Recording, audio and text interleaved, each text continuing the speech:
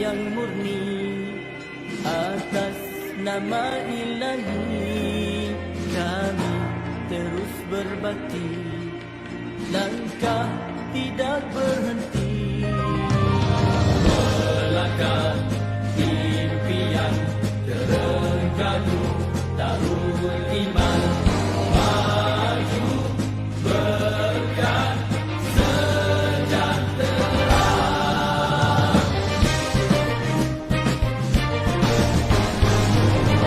Maju Terengganu, maju di bawah suluhan wahyu, rakyat berdaya saing, kita gerak seiring, tiada yang ketinggalan, kerana adil pengagihan, juga seimbang tumpuan, bersama kita buktikan berkat bumi ini dengan hasil bumi, jangan dikufuri, wajib disyukuri, nikmat untuk semua, rahmat Maha Esa, tegakkan syariatnya, semua bahagia, negeri akan maju, bertakwa iman, walaupun sejahteralah Darul Iman di bawah naungan Islam dan ihsan. Kebajikan, keadilan, kemajuan, kedamaian dinikmati, diwariskan, dilindungi, dipertahankan. Janji kami untuk semua, maju berkat sejahtera, tekad kami, impian semua, maju berkat sejahtera.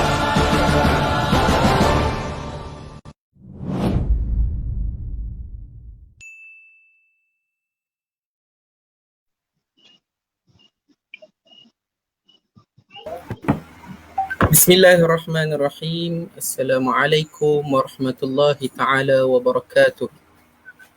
Marilah Waalaikumsalam sama-sama warahmatullahi taala. kita buka perjumpaan kita pada malam ni dengan membaca Ummul Kitab Al-Fatihah. A'udzu billahi minasyaitonir rajim. Bismillahirrahmanirrahim. Alhamdulillahi rabbil alamin. Ar-Rahmanir Rahim. Maliki yaumiddin. Iyyaka na'budu wa iyyaka nasta'in. Ihdinas siratal mustaqim. Siratal ladzina an'amta 'alaihim ghairil maghdubi 'alaihim waladdallin. Yang dimuliakan Al-Fadil Ustaz Abu Usamah Hanafiah, tenaga pengajar ataupun Ustaz yang akan membacakan, menyambung pengajian talaki kitab online bersama Don Buluh Gading yang dianjurkan khas daripada doa Don Buluh Gading, Aimik Don Buluh Gading dan Pertubuhan Gabungan Ulama Pertubuhan Gabungan Ilmuwan Terengganu. Dan terima kasih juga ke atas sumbangan untuk kerja-kerja dakwah dan kelas pengajian agama yang disumbangkan ke RHB Bank yang bernombor 21306160031429 dan teruskan menyumbang. InsyaAllah kita boleh memperbanyakkan lagi program-program talaki kitab online, program-program dakwah Islam di media sosial kita. Dan seterusnya kita minta juga kepada semua yang hadir pada malam ni untuk sama-sama kongsikan pautan siaran langsung kita, kelas talaki kitab online bersama Da'i Don Buluh Gading ini untuk dikongsikan di seluruh platform media sosial, sama ada WhatsApp, Facebook, dan platform-platform lain. Jadi tanpa melengahkan masa lagi, saya menjemput Al-Fadhil Ustaz Bu Usamah untuk menyambung bacaan kitab Minhajut Talibin kita pada malam ini. Falyatafaddal mashkura. Assalamualaikum warahmatullahi ta'ala wabarakatuh. Bismillah wassalatu wassalamu ala rasulillah wa ala alihi wa sahbihi wa man wala. Allahumma la sahla illa ma ja'altahu sahla wa anta taj'alul hazna idha syi'ta sahla. Allahumma ja'alna minas su'ada'il maqbulin wa la taj'alna minal ashqiya'il mardudin. Allahumma salli wa sallim wa barik ala sayyidina Muhammad wa ala alihi wa sahbihi ajma'in walhamdulillahi rabbil alamin amma ba'd. Terima kasih kepada Al-Fadhil Ustaz saudara pengurusi majlis, pihak penganjur, seterusnya pentalaki kitab yang mengikuti pengajian kitab secara live Minhajul Talibin. Anjurang Dung Bulu Gading, Doa, Aimi, Muslimin Muslimat yang dirahmati oleh Allah Subhanahu wa Ta'ala. Jadi insya-Allah kita sambung balik pengajian kitab Minhajul Talibin karangan Imam Nawawi rahimahullah Subhanahu wa Ta'ala, yang mana kita sekarang ni dalam perbincangan berkenaan dengan sembahyang. Dalam bab sembahyang, antara perkara yang telah kita bincangkan sebelum daripada ni adalah berkenaan dengan waktu sembahyang. Lepas tu ada setelah daripada Imam Nawawi membincangkan berkenaan dengan waktu sembahyang, ada suatu benda yang disebut oleh Imam Nawawi, yang mana perkara ini tidak disebut di dalam kitab Al-Muharrar, tapi disebut oleh Imam Nawawi dalam kitab Minhajul Talibin. Qultu, berkata oleh aku, yakni Imam Nawawi, yukrahu tasmiyatul maghribi isya'a. Makruh menamakan maghrib sebagai isya'. Jadi sembahyang maghrib, isya'. Jadi sembahyang maghrib, kalau kita pergi panggil sembahyang isya', maka hukum dia makruh. Ni apa yang disebut oleh Imam Nawawi dalam kitab Minhajul Talibin. Namun di sana ada pandangan sebahagian daripada ulama mazhab Imam Syafi'i, dia kata sunat jangan panggil maghrib isya'. Tapi kalau panggil sekalipun tidaklah sampai kepada makruh. Tapi Imam Nawawi dalam kitab Minhajul Talibin berpandangan hukum dia adalah makruh. Maka makruh ni maksudnya dilarang lah. Kita tak panggil, tapi orang Arab lah. Sebab bahasa dia kan, orang Arab. Jadi kita tak panggil sembahyang maghrib isya'. Tetapi ada sebahagian daripada orang Arab Badui, dia panggil sembahyang maghrib sebagai isya'. Maka hukum dia adalah makruh. Okey, sebab benda makruh, kerana di sana ada hadis yang diriwayat oleh Imam Bukhari dalam sahihnya, yang mana kata Nabi sallallahu alaihi wasallam, la taghlibannakumul a'rabu ala ismi salatikumul maghrib. Jangan kamu dikalahkan oleh orang-orang Arab Badui di atas nama sembahyang kamu maghrib.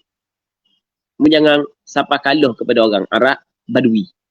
Rasulullah khabar kepada sahabat ni, jangan orang Arab Badui itu mengatasi kamu di atas nama sembahyang kamu yang pada asalnya sembahyang maghrib. Sebab sembahyang maghrib itu orang Arab Badui kata lagu mana, wa taqulu al-a'rabu hiya al-isya'. Orang Arab Badui kata sembahyang maghrib itu isya'. Jadi Rasul larang. Jangan sampai ke mu dikalahi oleh orang Arab Badui, mu terikut-ikut dengan apa yang diucapkan oleh orang Arab Badui. Okey, itu yang pertama. Yang keduanya, wal isya'i atamah, ataf pada al-maghrib. Makruh juga menamakan sembahyang isya' sebagai atamah. Makruh sembahyang isya' menamakan isya' sebagai atamah. Baik. Jadi Kalau sembahyang maghrib makruh kita panggil isyak sebab ada larangan. Dan sembahyang isyak makruh kita panggil atamah. Okey, boleh faham. Dia atamah ni asal maknanya bersangatan gelap. Bersangatan gelap. Okey, itu makna atamah. Sebab dia makruh panggil isyak atamah. Kita nak panggil, orang Arab panggil. Sebab hadis yang diriwayat oleh Imam Muslim dalam kitab sahihnya kata Rasulullah, la taghlibannakumul a'rabu 'ala ismi salatikum innaha al-'isya wa hum yu'timuna bil ibil. Mu jangan dikalahkan oleh orang Arab Badui di atas nama sembahyang kamu. Sesungguhnya sembahyang kamu ini adalah isyak. Tetapi mereka itu, yakni orang Arab Badui, memerah susu unta ketika bersangatan gelap. Akhirnya sembahyang isyak dipanggil nama atamah. Itu je lah. Maka oleh kerana Rasul larang, maka tidak bolehlah panggil atamah untuk sembahyang isyak. Tapi masalahnya di sana ada hadis yang dikeluarkan oleh Imam Bukhari dan Muslim yang mana kata Rasulullah sallallahu alaihi wasallam, "Lau ta'lamuna ma fi as-subhi wal 'atamah." Sekiranya kamu mengetahui kelebihan yang ada pada sembahyang subuh dan sembahyang atamah. Begitu dia Rasul sebut. Sembahyang atamah maksud sembahyang dia, sembahyang isyak. Nescaya orang-orang munafik akan datang untuk sembahyang kedua sembahyang ini dalam keadaan merangkak. Kalau dia mengetahui kelebihan. Tapi orang mana tak tahu kelebihan. Tak tahu kelebihan. Akhirnya, sebab headset, tak boleh nak mari surah, nak mari masjid ke headset dia. Tapi kalau mu tahu kelebihan yang ada pada sembahyang subuh dan sembahyang atamah, maka sanggup mari walaupun dalam keadaan merangkak. Ke tidak merangkak. Tak orang nak bangun dah. Ngakak. Gi juga. Gak dia. Tak orang nak bangun, ngakak gi juga. Nak begok ni. Tapi tak orang nak bangun, ngakak gi bilik air. Sampai tahap tu. Sebab memang diperlukan. Begitu juga keadaan bagi orang yang mengetahui kelebihan sembahyang subuh dan sembahyang atamah. Faham? Jadi dalam hadis ni Rasul sebut perkataan atamah. Tapi dalam hadis yang sebelum ni Rasul larang. Faham? Maka kata ulama, hak yang Rasul sebut atamah di sini adalah kerana yang pertamanya Rasulullah guna perkataan ni untuk dikhitabkan kepada orang yang tidak mengetahui isyak. Khitab kepada orang yang tidak mengetahui isyak. Golongan badui, yang golongan munafik dari kalangan badui, sebagai contoh kan. Dia mengetahui atamah. Jadi sesuai untuk khitabkan perkataan ni kepada mereka, guna istilah yang digunakan oleh mereka. Satu. Yang pertama. Yang keduanya, Rasul guna perkataan atamah memberi isyarat bahawasanya penggunaan atamah hukum dia adalah harus. Yang mana Rasul larang tu bukanlah larang haram tapi larang makruh. Dipanggil harus serta makruh. Jelas tak? Okey, habis. Begitu juga wan naumu qablaha, dan makruh tidur sebelum daripada isyak. Sebelum daripada isyak maksudnya sebelum daripada mengerjakan sembahyang isyak. Sebelum daripada mengerjakan sembahyang isyak, tiba-tiba dia tidur. Lepas daripada masuk waktu isyak, berarti molek. Lepas daripada masuk waktu isyak, dak sembahyang isyak lagi, tiba-tiba dia tidur. Maka hukum dia makruh. Kalau nak tidur kena sembahyang isyak dulu. Sebab benda makruh. Sebab dibimbangi tidur saat itu berkekalan rapat subuh. Akhirnya pas mana sembahyang isyak tak tahu. Sebab tu hukum dia makruh. Sebab dibimbangi. Okey, boleh faham kan? Baik. Tetapi Katanya wal hadithu ba'daha illa fi khair. Dan bercakap selepas daripada isyak hukum dia makruh. Rasul larang. Rasul sallallahu alaihi wasallam larang bercakap selepas daripada isyak. Sebab itulah kena ingat lepas daripada isyak jangan cakap-cakap lagi yang duk sembang-sembang, duk buat, tak ada dah hukum dia makruh. Sebab tu kadang-kadang kita fikir apa aku jadi malah sangat ni buat ibadat. Rupa-rupanya banyak kita buat benda makruh tanpa kita sedari. Duk buah. Sebelah baru dia tidur. Kalau baca Quran, baca kitab. Waktu lain. Bercakap selepas daripada isyak hukum dia makruh. Sebab Rasulullah larang. Di sana ada hadis yang dikeluarkan oleh Imam Bukhari dan Muslim. Yang mana Nabi SAW larang.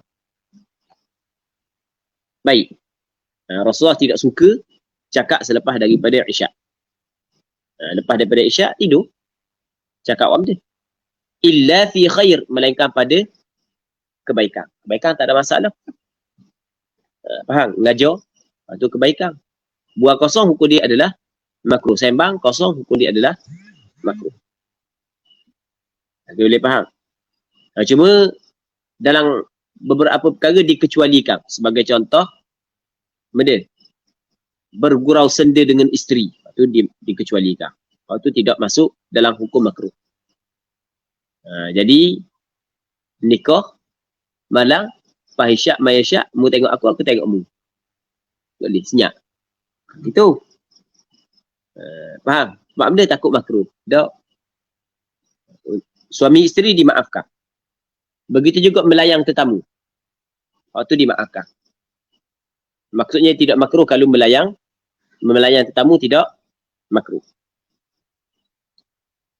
Illa fi khair, melainkan pada kebaikan. Wallahu a'lam.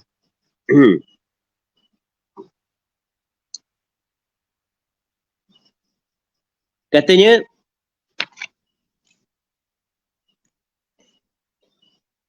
wa yusannu ta'jilu as-salati li awwal al-waqt.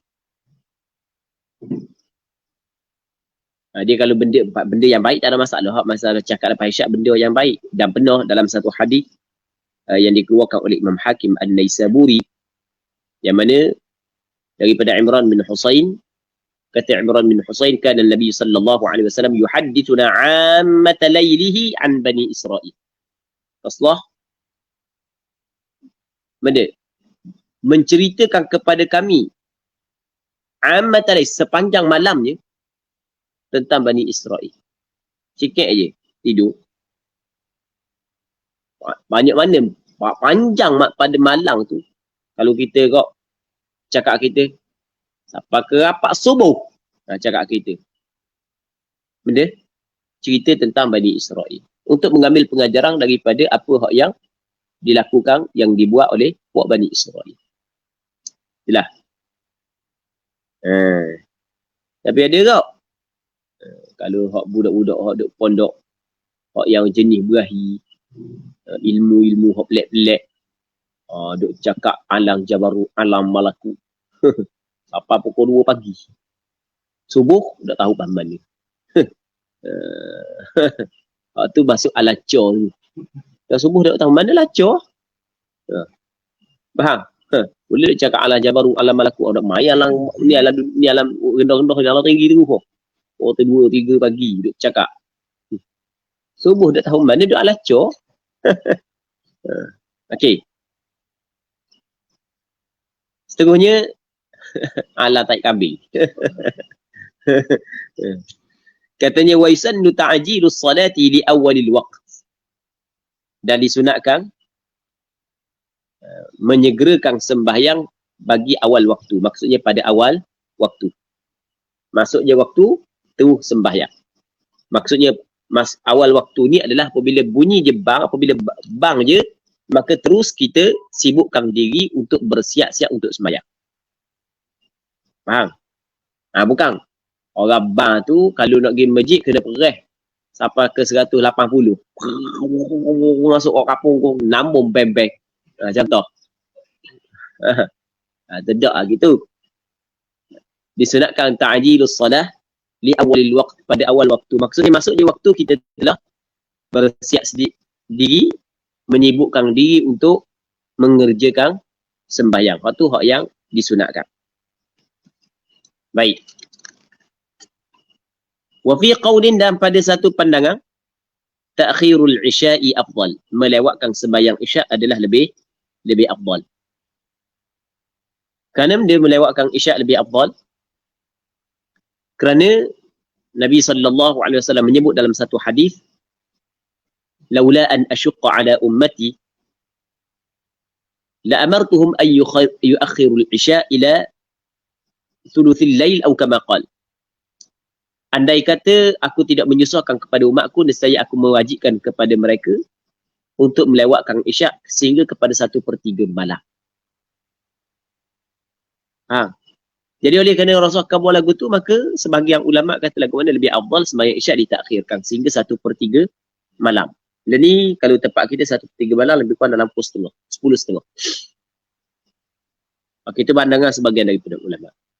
Manakala pandangan mu'tamad dalam mazhab Imam Syafi'i, sembahyang isyak juga dituntut kita buat pada awal waktu. Kerana melihat kebanyakan perbuatan Rasulullah melakukan sembahyang isyak pada awal waktu. Jarang-jarang Rasulullah melewatkan sembahyang isyak. Tapi kebanyakannya Rasulullah sembahyang pada awal waktu. Maka kerana melihat kepada kebanyakan perbuatan Rasulullah, sebab itulah lebih afdal sembahyang isyak pada awal waktu. Wa yusannul ibradu bil-zuhri fi shiddatil har. Dan disunatkan ibrad, menyejukkan bil-zuhri dengan sembahyang zuhur fi shiddatil har, pada bersangatan panas. Jadi ketika bersangatan panas, maka hak yang paling comelnya, hak yang disunatkan adalah kita melewatkan sembahyang zuhur. Sehingga ibrad ni jadi sejuk sikit. Maksud dia sejuk, kalau orang nak pergi masjid jalan kaki saat itu ada dah teduhan-teduhan yang dia boleh lalu di bawah teduhan tersebut. Sebab zuhur ni masuk lepas daripada matahari gelincir. Matahari dah atas kepala dia. Jadi teduhan tak ada. Okey, boleh faham? Tambah-tambah di negara Arab. Negara Arab tak macam negara kita. Kita hak duduk dalam hutang ni, tak apalah, teduh. Duduk situ teduh, duduk sini teduh kan. Duduk dalam hutang hutang rimba.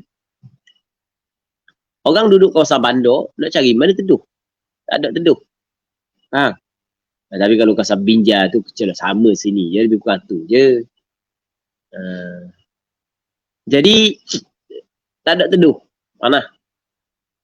Jadi bila ada teduh? Apabila matahari benda jauh dah daripada pertengahan langit kan. Bayang pun banyak dah. Baru ada teduh. Boleh tupang benda teduhan rumah-rumah orang, dinding-dinding. Jelas tak? Itu makna al-ibrad. Sunat ibrad bil-zuhri fi shiddatil har. Sebab Rasulullah sungguh lagu tu dalam hadis yang diriwayat oleh Imam Bukhari dalam kitab sahihnya, dan begitu juga dalam oleh Imam Muslim, yang mana kata Nabi SAW, abridu idza ishtadda al-har fa abridu bis salati. Apabila bersangatan panas, maka hendaklah kamu biarkan sejuk dulu untuk melakukan sembahyang. Dalam riwayat Imam Bukhari ada, ataupun dalam satu riwayat menyebut, fa inna shiddatal harri min fayhi jahannam. Riwayat Imam Bukhari. Sesungguhnya bersangatan panas adalah daripada haba neraka Jahannam. Baik. Kat kita ni tak panas je. Kat kita panas tak? Tak. Bukan panas kat kita ni. Tak. Cuma di masalah ibrad bil zuhur bagi orang yang sembahyang berjemaah di masjid.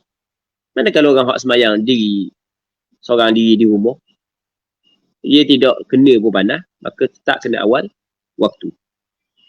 Sama juga orang yang telah berhimpun di masjid ketika masuk waktu. Kita boleh faham. Berhimpun dah, jemaah tu berhimpun dah di masjid pada awal waktu. Tak perlu dah berjalan di bawah kepanasan. Panas terik matahari. Tidak perlu dah. Maka sunat dia sembahyang pada awal waktu. Jadi, dia masalah sunat ibrad hanya khusus untuk sembahyang zuhur, tidak untuk sembahyang Jumaat. Sembahyang Jumaat tidak disunatkan melewatkan sembahyang Jumaat. Bukan diawalkan sembahyang Jumaat pada awal waktu. Kerana benda? Kerana di sana ada hadis yang diriwayat daripada Salamah. Hadis riwayat Bukhari dan Muslim. Yang mana kata Salamah, kunna nujammi'u ma'a Rasulillah idza zalatis syams. Kami sentiasa membuat Jumaat bersama dengan Rasulullah apabila gelincir matahari. Baik. Katanya,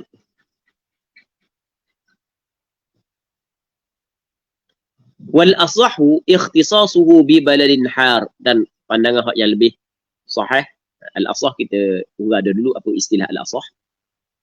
Tertentunya al ibrat bil zuhur bi baladin har, di negeri yang panas, negeri yang sejuk seperti negara Syam, maka tidak disunatkan ibrat. Wa jama'ati masjidin, dan jemaah masjid yaqsidunaha min bu'lin, yang qasad mereka itu, yang tuju mereka itu akan masjid daripada jauh. Faham lagi tak? Jemaah satu masjid yang dia pergi ke masjid daripada jauh. Faham? Jadi kalau duduk dalam masjid dah, sunat ada di ibrat? Tak sunat. Kau dekat peh je, lakau siapa lalu masjid? Berjirang dengan masjid. Tapi masalah yang berjirang dengan masjid jadi payah nak angkat kaki di masjid. Gitu pula.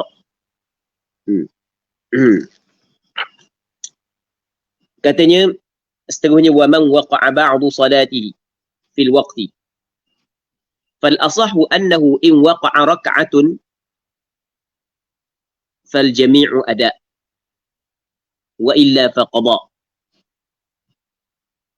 Barang siapa yang waqa'a ba'du salatihi, yang jatuhlah sebahagian daripada sembahyangnya fil waqti, dalam waktu.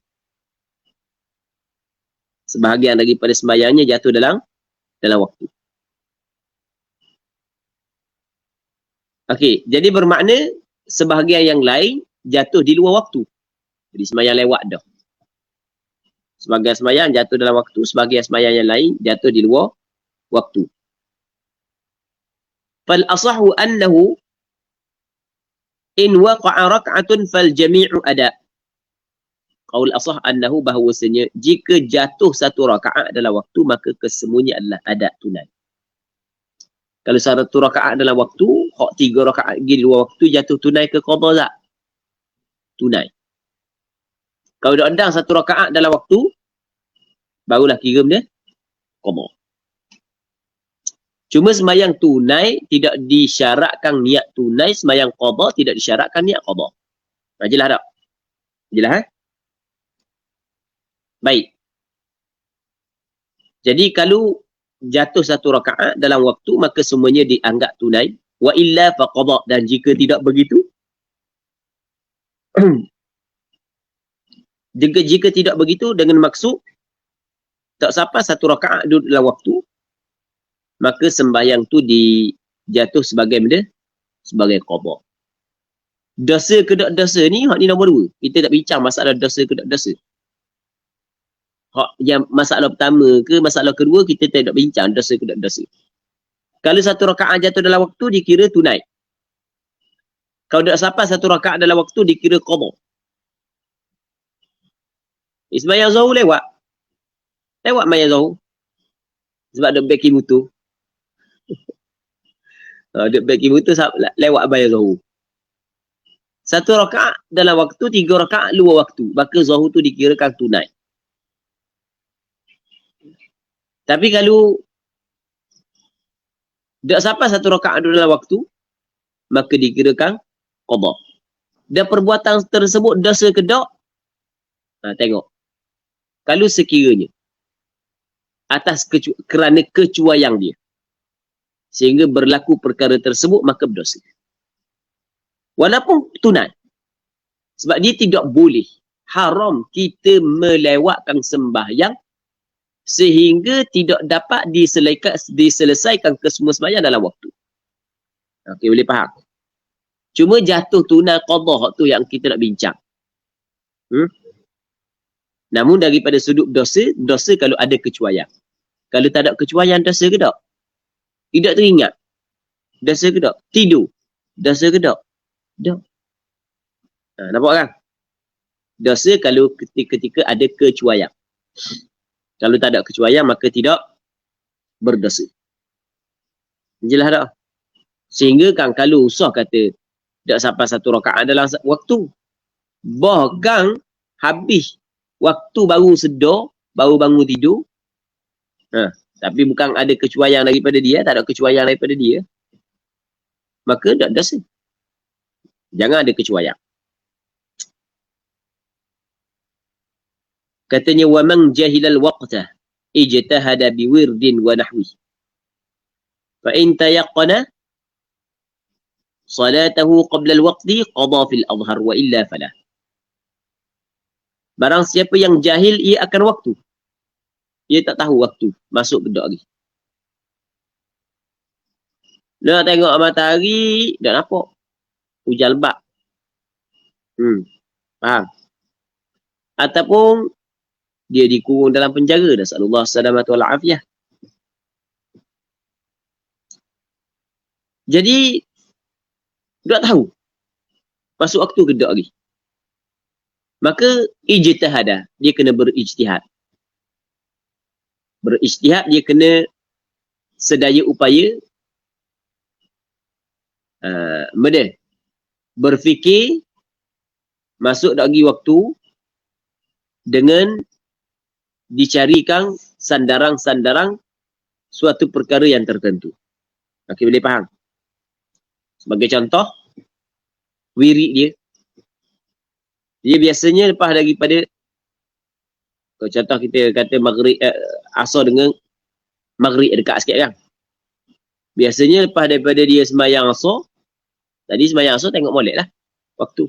Sembahyang asar biasanya dia baca Quran 4 juzuk, masuk maghrib. Ini cukup dah 4 juzuk masuk maghrib Kita panggil ijtihad dengan wirid Al-Quran. Sebagai contoh. Faham? Baik. Muslimin muslimat yang dirahmati oleh Allah Subhanahu wa taala. Wa nahwi, dan seumpama wirid. Seumpama wirid ini, sebagai contoh, seumpama wirid adalah pekerjaan. Biasa, kalau lepas daripada sembahyang asar, habis siap pergi makan kambing, masuk garik dah. Ni habis dah siap masuk pergi makan kambing. Masuk garik lah. Itu dipanggil dia dengan pekerjaan. Faham?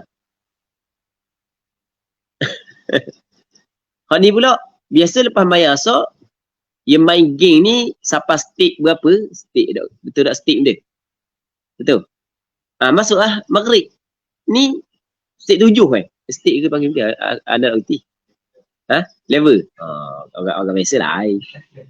Kita tak reti. Kita tak biasa main game. Masa kecil-kecil minat kok. Ada minat, bukan ada minat. Tapi tak dilayang. Benda yang tidak berfaedah dilayang. Kata Rasulullah, min husni islamil mar'i tarkuhu ma la ya'ni. Antara ciri elok Islam seorang, dia kena tinggal benda yang tidak memberi manfaat dan faedah kepada akhiratnya dan kepada dunia ni. Jadi sia-sia habis masa gitu je. Duduk main game dong. Panjang mampu main pula. Contoh. Baik. Tapi dia jadikan tu sebagai pedoman.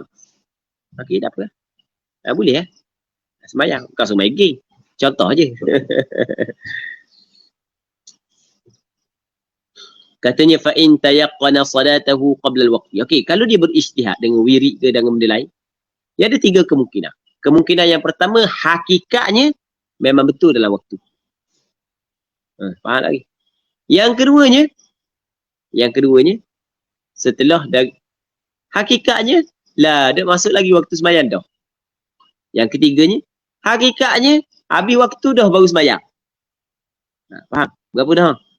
3. Yang keempat ada lagi. Lepas pada sembahyang tak jelas. Faham tak lagi? Dah jelas dalam waktu ke, luar waktu hakikatnya, ataupun memang betul dah ke, tak tahu. Okay, boleh faham, boleh faham. Kalau lepas daripada semayang selesai, dah jelas. Tapi mengikut ijtihad dia, begitulah. Tapi dah jelas lah, hakikat dah tahu apa ni. Maka selesai. Faham? Yang kedua, kalau hakikat memang betul dalam waktu. Lepas tu, oh betul dalam waktu sungguh aku semayang. Okey, jelas kok. Ya, selesai. Faham? Jelas tak? Berapa dah? Dua. Yang ketiga, faham mayang? Lah, habis dah waktu. Maka jatuh qadha. Semayang dia. Perlu dia semayang mula tak? Tak dah. Yang keempat ni dia. Tiba-tiba, dia semayang sebelum daripada masuk waktu. Mayang dah belum masuk waktu. Maka apabila masuk waktu, dia sedar lepas daripada masuk waktu, maka kena semayang mula dalam waktu. Kalau dia sedar lepas daripada waktu, dah. Bahawa hak yang dimayang saat ni sebenarnya adalah sebelum daripada masuk waktu. Dia ijtihad, oh masuk dah zuhur. Faham? Dia pun mayang. Tiba-tiba, dia tengok jam, ataupun jumpa dah jam, dia tanya orang pula. Orang bawa jam. Tahu dia tunggu, oh tengok matahari. Saat ni matahari hujan lebat. Tengoklah, ada gerici lagi. Kita siap nangis dah dalam bayar fardu saat ni. Khusyuk sangat. Sebelum daripada masuk waktu. Maka wajib kena qadha balik. Kalau lepas daripada masuk waktu baru sedar. Kalau dalam waktu baru sedar, waktu kena ulang balik sembahyang. Maksudnya sembahyang bulan. Sembahyang tadi tak jadi. Okay, boleh faham? Wa illa falah. Dan jika tidak begitu, maka tidak ada qadha atasnya. Kalau tidak begitu. Sama ada tak jelas langsung hakikat bagaimana.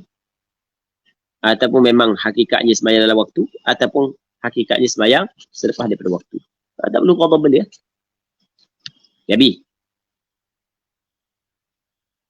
muslimin muslimat yang dirahmati oleh Allah Subhanahu wa taala. Katanya lagi wa yubadiru bil faid, dan bersegeralah ia dengan sembahyang yang luput. Sembahyang yang luput ni sembahyang yang tertinggal. Kita sembahyang fardu, kalau orang tu tertinggal sembahyang fardu, maka sembahyang fardu yang ditinggal tu dinamakan sembahyang faid. Sebut molek faid, jangan tukar fa kepada ta.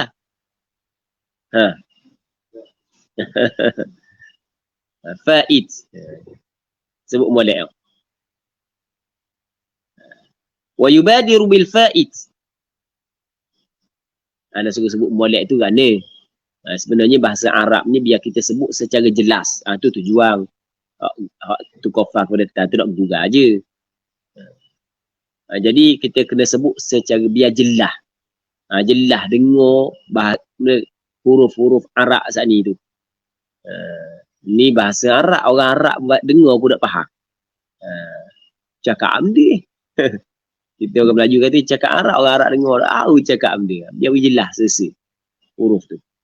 Wa yubadiru bil faid, dan bersegeralah ia dengan sembahyang yang luput, sembahyang yang tertinggal. Dia sembahyang yang faid ni mungkin sembahyang tu sembahyang fardu, mungkin sembahyang sunat. Faham? Sembahyang sunat tertentu sudah kita qadha. Manakala sembahyang fardu hak yang tertinggal, hak yang ditinggalkan dengan sengaja ke, terlupa ke, kerana tertidur ke, wajib dia kena qadha. Cuma bersegera qadha sembahyang sunat ni kadang-kadang qadha sembahyang sunat. Bersegera qadha sembahyang fardu hak yang ditinggalkan itu kadang-kadang hukum dia sunat, kadang-kadang hukum dia wajib.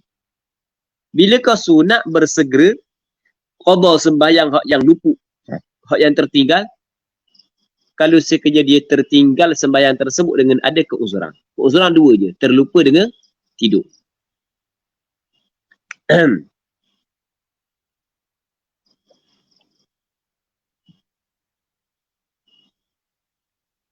Kalau dia tinggal sembahyang tersebut kerana terlupa ataupun tertidur, maka dipanggil dia ada keuzuran. Wajib dia qadha, sepakat ulama kata wajib dia qadha. Cuma bersegera dalam qadha bukan wajib, hukum dia adalah sunat. Tetapi kalau sembahyang itu tertinggal kerana tidak ada keuzuran, iaitu kerana sengaja tak sembahyang. Sengaja tak sembahyang. maka wajib dia kena qada dan wajib dia bersegera qada. Wajib dia kena benda bersegera qada. Faham? Dah banyak dah apa? Banyak-banyak lah. Allah nyaknya ke dia, nyaknya tekah mu nak bayar. Dah tekah mu tinggal dah nyaknya. Faham tak? Sebab benda jadi gitu sebab mu. Dah masa mu tinggal saat ni tu mu adakah ke tak? Adakah. Mu balik ke tak? Dah balik. Padam mikir. Dah buat mu tinggal. Mu tahu ke wajib? Faham tak dia? Silap mu. Faham? Jangan duk dapat, banyak aku kena bayar hutang. Mu kena fikir. Hak yang mu dah ambil piti orang tu mu hutang. Banyak nyanyi. Hamba banyak kena bayar. Dah kan awak hutang.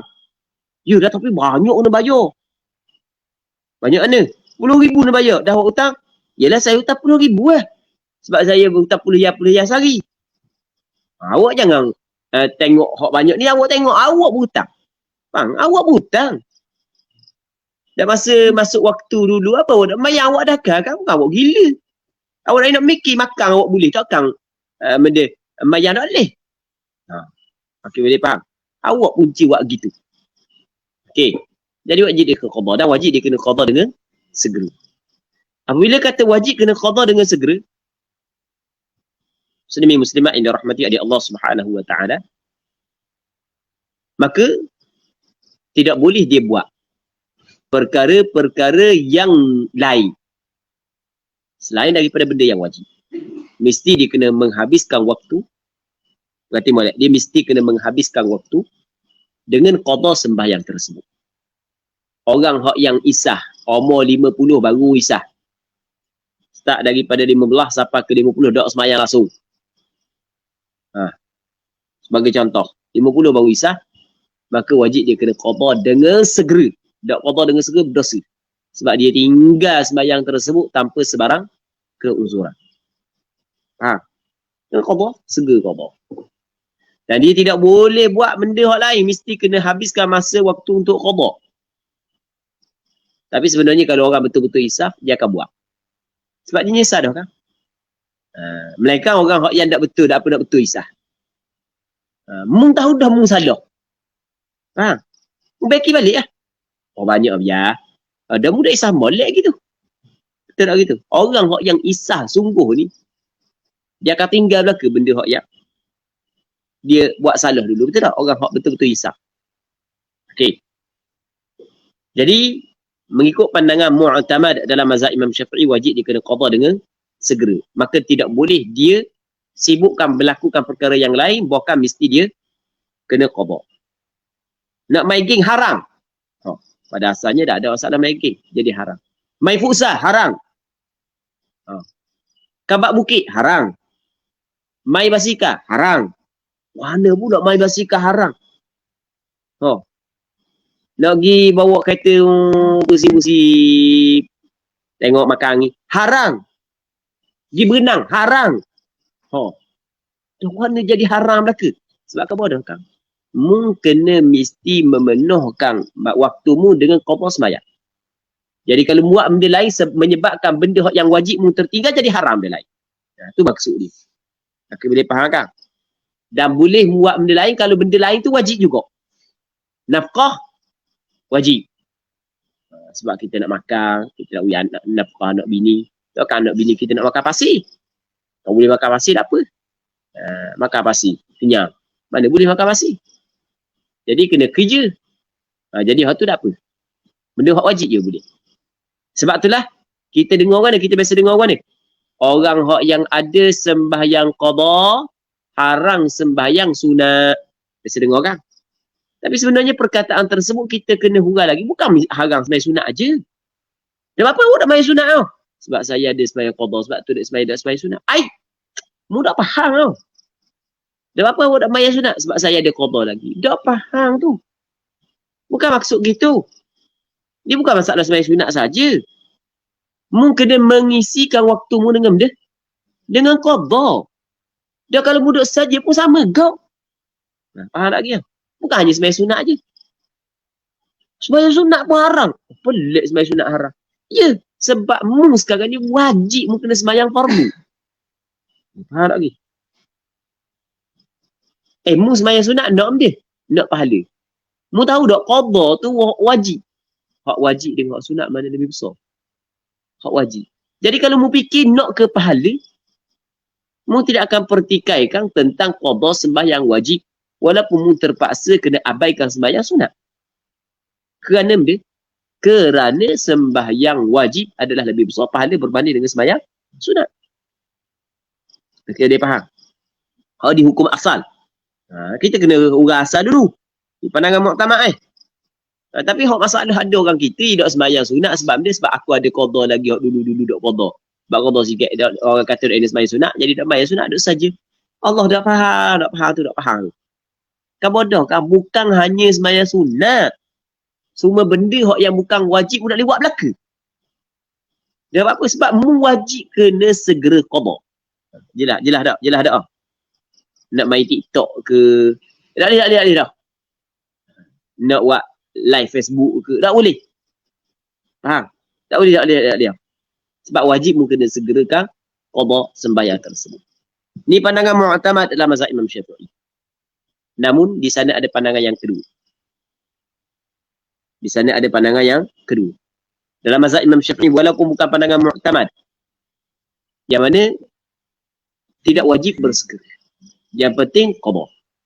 Tidak wajib bersegera untuk sembahyang yang ditinggalkan tanpa selarang keuzuran. Okey, boleh faham?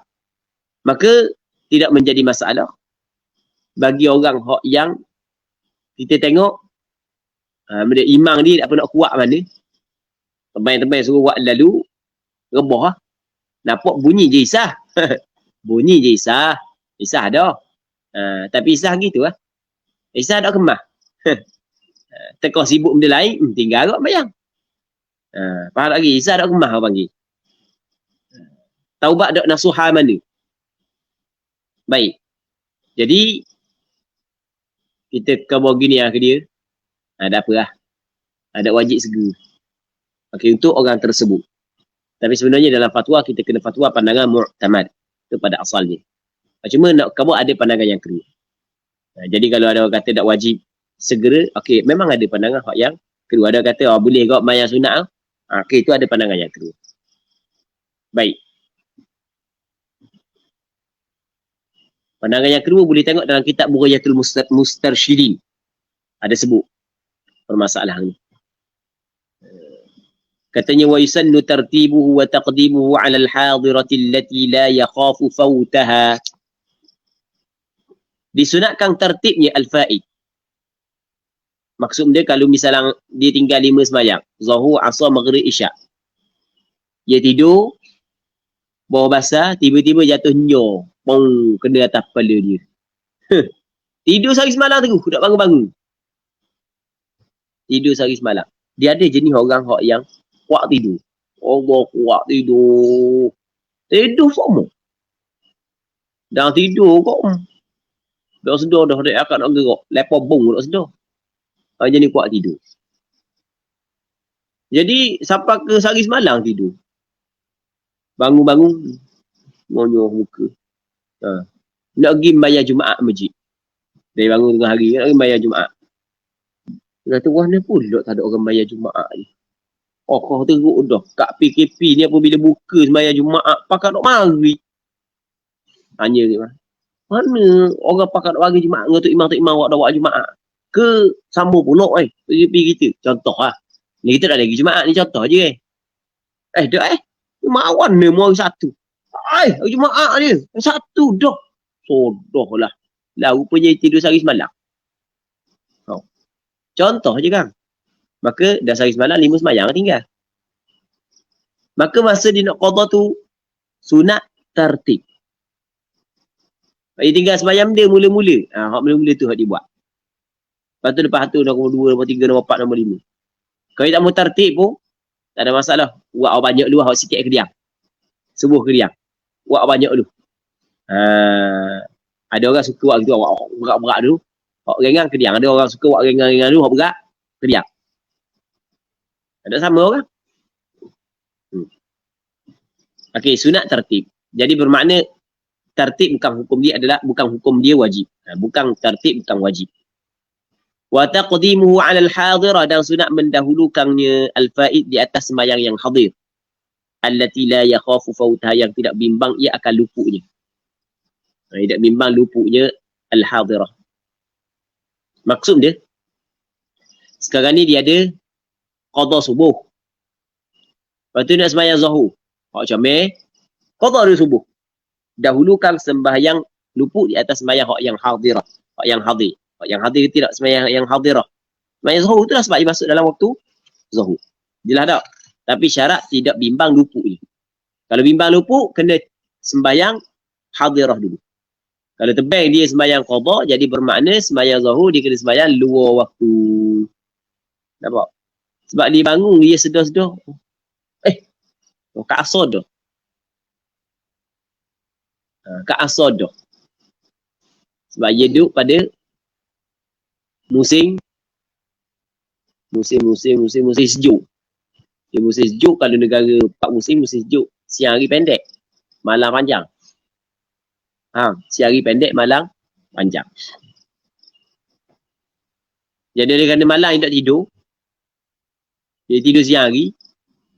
Jadi dia tidur, pas subuh dia tidur, bangun-bangun ke asar. Bangun-bangun ke asar. Jadi bangun tinggal 10 minit lagi. Dia pun ambil wuduk pun sekali. Kalau dia qada dulu subuh, tidur pas subuh pula. Lepas tu sebelum subuh lah. Dia tidur sebelum subuh lah. Sebelum subuh dia tidur. Lepas tu subuh tinggal. Zuhur, hujung waktu. Gitu contoh gitu. Jadi bangun tinggal 10 minit lagi. Ambil wuduk tinggal 7 minit. Kalau dia sembahyang subuh dulu, bermakna sembahyang zuhur lagi kena buat separuh dalam waktu, separuh dua waktu. Maka ketika tu tak boleh lah. Ada sunat lah. Bukan tak boleh, tak sunat lah.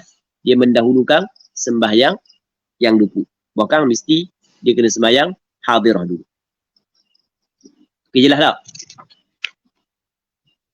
Katanya wa tukrahu as-salatu 'inda al-istiwa, dan makruh sembahyang ketika istiwa. Istiwa ni benda muslimin muslimat yang dirahmati oleh Allah Subhanahu wa taala. Istiwa ni ketika matahari duduk atas kepala. Okey, ni kita nak masuk dalam perbincangan baru, iaitu perbincangan berkenaan dengan waktu-waktu yang diharamkan sembahyang.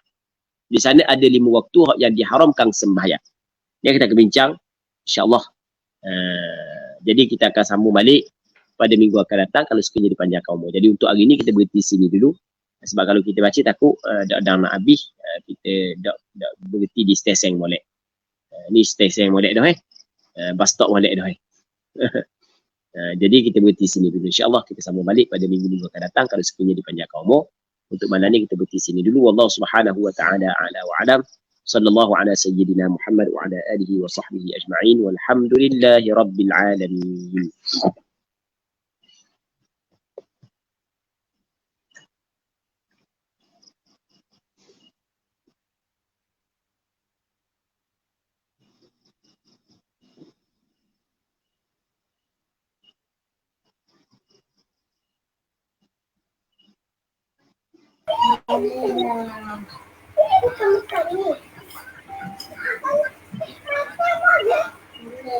Yes. Dengar suara saya tak? Dengar? Ya. Dengar.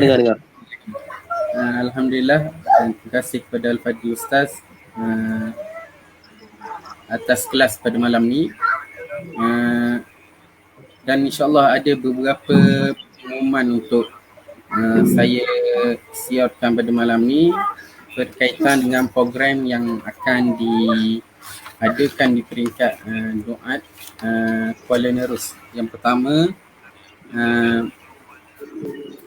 Klinik Al-Fatihah. Klinik Al-Fatihah yang telah berjalan pun sesi yang pertama, ni sesi yang kedua pada 27 Jun. Pada 27 Jun hari Ahad minggu depan. Dan sesi ni sesi tertutup. Akan ada bacaan Fatihah secara praktikal dengan Al-Fadhil Prof. Madya Dr. Nur Hafizi Yusof, Timbalan Pengarah Pusat Islam Uniza. Dan muslimin muslimat yang berminat boleh berdaftar. Dan yang kedua, program Fiqh Korban dan Akikah bersama dengan Ustaz Abu Usamah Muhammad Anafiah bin Haji Hussein dengan Ustaz Usamah juga. Pada setiap hari Rabu, start esok sehingga 14 Julai, setiap hari Rabu pada pukul 9 malam. Pada pukul 9 malam di Akademi Duat Kuala Nerus. Boleh saksikan siaran langsung di Akademi Duat Kuala Nerus. Yang ni pakai kitab ke Ustaz? Oh ni Allah Rabbi kena tanya Ustaz Mang, nanti kita ambil bincang Ustaz Mang dulu. Okey, baik Ustaz. Okey. InsyaAllah Kita bincang pihak penganjur apa, insyaAllah kita bincang pihak penganjur kan. Okey, baik. Okey, insyaAllah muslimin muslimat dijemput untuk bersama dengan siaran langsung bersama untuk pengajian Fiqh Korban dan Akikah tingkat Kuala Nerus. Jadi sekali lagi saya mengucapkan terima kasih kepada Al-Fadhil Ustaz dan moga-moga kelas pada malam ni diberkati dan dirahmati oleh Allah Subhanahu Wa Taala, dan semoga kita terus istiqamah mengikuti kelas telaki kitab online bersama Dai Ibn Buluh Gadi. Jadi tanpa lengah masa lagi, saya menutup majlis pada malam ni dengan bacaan tasbih kafarah dan suratul Asr.